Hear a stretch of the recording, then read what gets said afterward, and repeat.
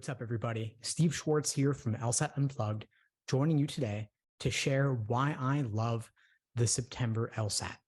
Before I get into it, a little bit about LSAT Unplugged. We offer live online classes via Zoom, on-demand video courses, small group coaching, and one-on-one coaching. Check out the links below this video to find out more and to book a call with me and my team. We'd love to help you out. So there are a number of LSAT test dates coming up for the rest of 2023. We have the June LSAT, the August LSAT, September, October, and November. That's a lot of options. Now, the June LSAT is the last one being administered by Proctor, and it is also the last LSAT to be administered online only. Going forward, starting with the August LSAT, you will have the option to take the LSAT either in person at a testing center or online. Two different options for where you take the LSAT. The LSAT will also be administered by Prometric rather than by Proctor, starting with the August LSAT.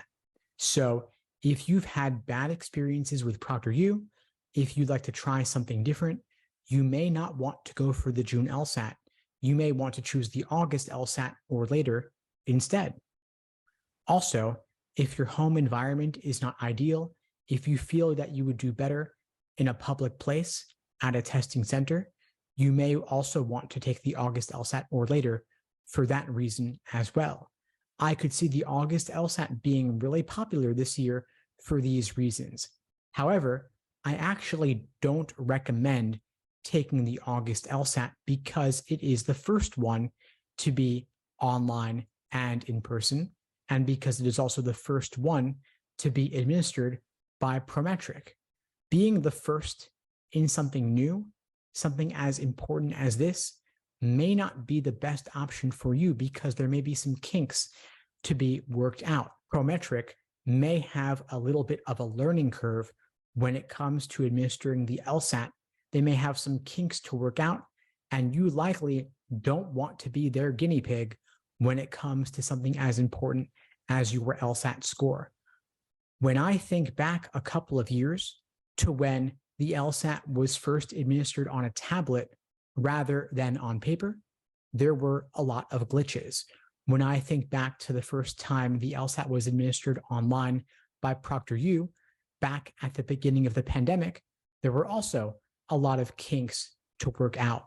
For example, a lot of Proctor proctors didn't know that scratch paper is allowed for the online LSAT because a lot of other Proctor exams do not allow scratch paper. Similarly, when Prometric takes on administering the LSAT, whether online or in person, there may also be some new things for their proctors to learn. I can imagine that the September LSAT will go a lot better for both test takers and proctors than the August LSAT will. Of course, you do also have the October and November LSATs, which are only a month or two later than the September LSAT, of course, but on average, applying earlier is better if you can. And as I record this video at the very end of April, you've got plenty of time to prep for the LSAT and take it by September and apply at the beginning of the cycle. So as we sit now, to me, September looks like your best option for taking the LSAT in 2023. I also don't recommend waiting too long to take the LSAT because we do expect the logic game section will radically change in the middle of next year. I'm guessing in June or July 2024, but that's a ways away.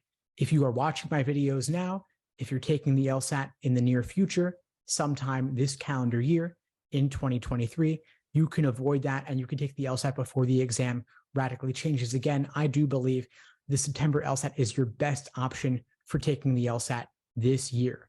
And by the way, if you are taking the LSAT later this year, I should let you know that I'm looking for a couple of students aiming to achieve a score of 170 plus on the LSAT this fall to join me in my private one-on-one coaching program. I do have a couple of criteria I'm looking for though.